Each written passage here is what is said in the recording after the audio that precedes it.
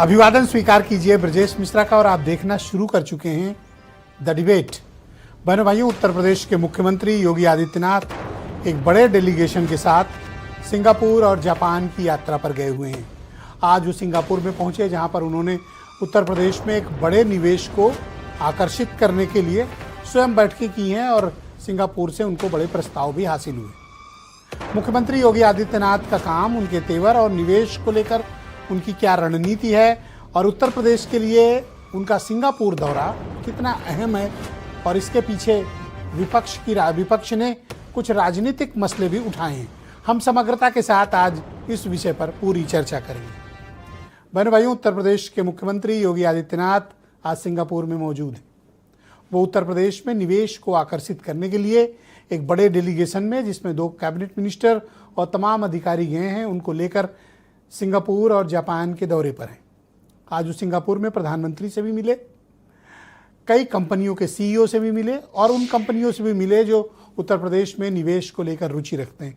ख़ास तौर पर ग्रेटर नोएडा इलाके में सिंगापुर सिटी बनाने की जो पहल कुछ सिंगापुरियन कंपनीज ने की हैं, उसको लेकर मुख्यमंत्री ने आज खुद वहाँ पर बैठक की। डेटा सेंटर, इंफ्रास्ट्रक्चर इन्वेस्टमेंट, इसको लेकर काफ़ी आर्टिफिशियल इंटेलिजेंस में निवेश को लेकर काफ़ी बातें हुई हैं, कई कमिटमेंट भी हुए हैं। ऐसा बताया जा रहा है तकरीबन 6,500 करोड़ के उत्तर प्रदेश में निवेश का कमिटमेंट वहाँ पर किया गया।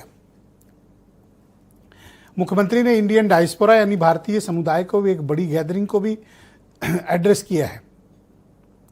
मुख्यमंत्री के सिंगापुर दौरे का उत्तर प्रदेश के लिए क्या तात्पर्य है, उत्तर प्रदेश की अर्थव्यवस्था में क्या कंट्रीब्यूशन होगा और उत्तर प्रदेश में निवेश, रोजगार क्या क्या आएगा। और उनके इस दौरे को अपोजिशन ने क्रिटिसाइज भी किया है, ये कहते हुए कि जरा जापान जा रहे हैं तो क्योटो भी होते हैं, वहाँ का भी हालचाल ले लें और लौट के अपना वाला भी देख लें।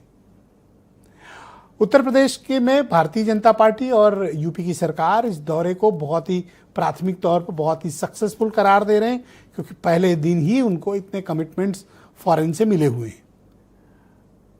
सोशल मीडिया पर एक अलग ही चर्चा चल रही है।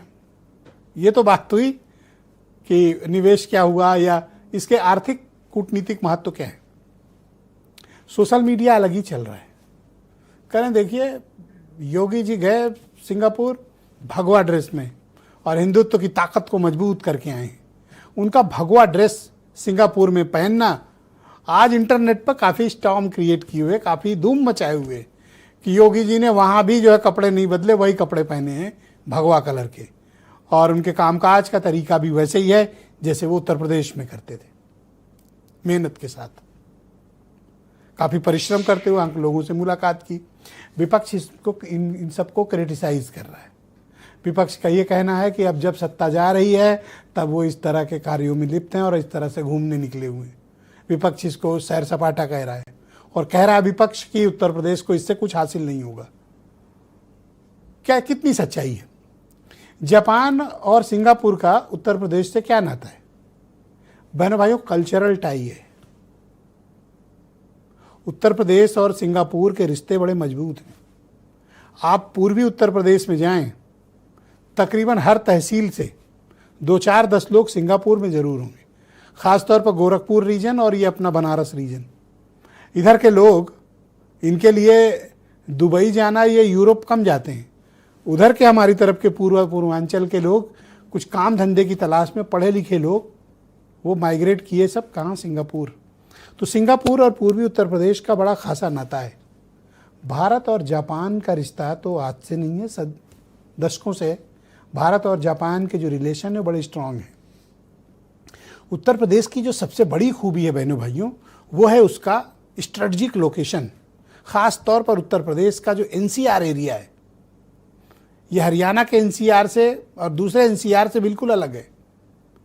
इंफ्रास्ट्रक्चर शानदार, एनसीआर खासतौर पर हमारे नोएडा, ग्रेटर नोएडा के इलाके का एक बेहतरीन इंटरनेशनल एयरपोर्ट आ रहा है, 2 एक्सप्रेसवे और इंटरनल शानदार कनेक्टिविटी।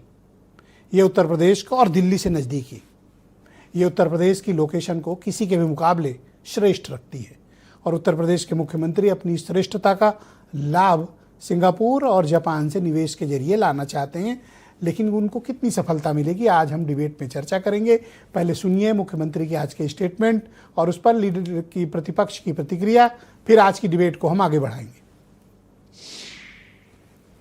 सबको आमंत्रित करूंगा उत्तर प्रदेश में इन्वेस्टमेंट के लिए, उत्तर प्रदेश में पर्यटन के लिए 34 से अधिक सेक्टोरल पॉलिसीज यूपी ने वर्तमान में हमारी कार्यरत हैं। 75,000 एकड़ का लैंड बैंक यूपी के पास है। विद्युत की अनवरत सप्लाई करने के साथ ही सुरक्षा का बेहतर माहौल भी है। किसी प्रकार का कोई भय नहीं कि आजादी के बाद जो चंडीगढ़ का प्लानिंग हुई, अगर इसी की फोटोकॉपी करके हम दूसरे शहर बसाए होते तो शायद हमारे शहर भी बसे हुए दिखते वैसी प्लान। लेकिन हमारे यहाँ इश्यूज तो कुछ और चल रहे हैं।